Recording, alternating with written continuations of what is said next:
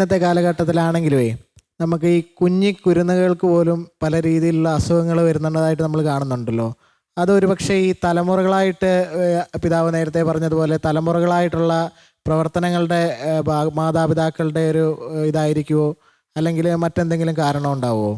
അമൽ പറഞ്ഞതുപോലെ ഈ കുഞ്ഞുങ്ങൾക്ക് രോഗം വരുന്നതൊക്കെ നമ്മൾ വളരെ പെട്ടെന്ന് നമ്മളെ സങ്കടപ്പെടുത്തുന്ന കാര്യമാണ്. 1 വയസ്സ് 2 വയസ്സുള്ള കൊച്ചൊക്കെ ഗുരുതരമായ രോഗം ബാധിച്ച് പെട്ടെന്ന് മരണത്തിലേക്ക് കടന്നു പോകുന്നത്, ആ കുഞ്ഞുങ്ങളെ ഒന്ന് ചേർത്ത് പിടിക്കാൻ സഹായിക്കാൻ കഴിയാതെ പോകുന്ന മാതാപിതാക്കളുടെ ദുഃഖം, അതൊക്കെയും നമ്മൾ നിത്യജീവിതത്തിൽ കാണുന്ന ഉത്തരമില്ലാത്ത സങ്കടങ്ങളാണ്. അത് ഞാൻ സമ്മതിക്കുന്നു. പക്ഷേ അമൽ, നമ്മൾ ഈ ഭൂമിയിൽ നിശ്ചിത കൊല്ലം ജീവിച്ചേച്ചിട്ട് 80 വയസ്സായി മരിച്ച് പോയി കഴിഞ്ഞാൽ നമ്മുടെ ആത്യന്തിക ലക്ഷ്യം എന്താ? സ്വർഗത്തിലെത്തിച്ചേരാന്നുള്ളത് ആണല്ലോ അല്ലേ? പിന്നെ മാറ്റി പറയാമല്ലോ. ഇല്ല.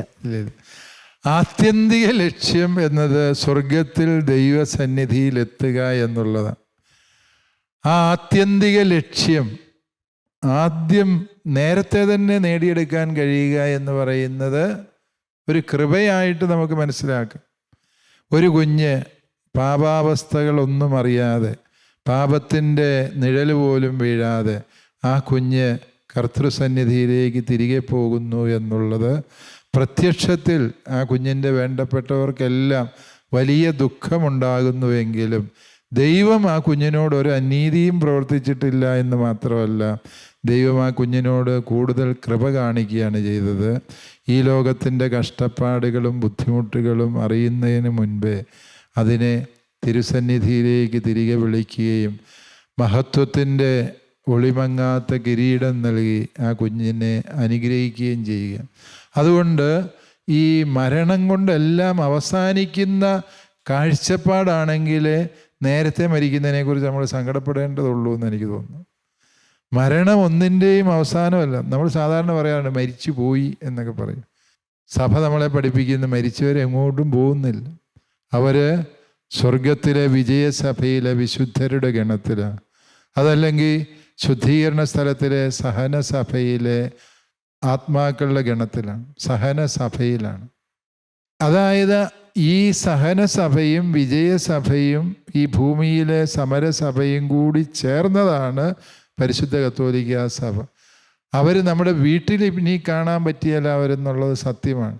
പക്ഷേ അവർ പരിശുദ്ധ കത്തോലിക്ക സഭയിൽ അവരുടെ ജീവിതം അവർ തുടരുകയാണ് എന്ന് തന്നെ നമ്മൾ വിശ്വസിക്കുന്നു. അതുകൊണ്ട് ഓരോ വ്യക്തിയെയും കുറിച്ചുള്ള ദൈവത്തിൻ്റെ പദ്ധതിയിൽ ചിലർക്ക് ദൈവം പെട്ടെന്ന് കടന്നു പോകാൻ, ഇപ്പം നമ്മൾ അന്തരീക്ഷത്തിലേക്ക് നോക്കിയാൽ കൊള്ളിയാൻ മിന്നി മറയും. അതെത്ര സമയത്തേക്കാണ് ഒരു ഇടിമിന്നലുണ്ടാകുന്നതെന്ന് ചോദിച്ചാൽ may be A fraction of second, ഇത്രയേ ഉള്ളൂ. പെട്ടെന്ന് അത് മിന്നി മറയും. അതേസമയം സൂര്യൻ അവിടെ നിന്ന് കത്താൻ തുടങ്ങിയിട്ട് കുറേ കാലമായി അല്ലേ? യെസ്, ഇത് രണ്ടും പ്രകാശം തരുന്നതാണ്. രണ്ടിനും ലക്ഷ്യങ്ങളാണുള്ളത് എന്നതുപോലെ ഓരോ ജീവിതത്തെക്കുറിച്ചും ദൈവത്തിന് വ്യത്യസ്തമായ പദ്ധതികളാണുള്ളത്.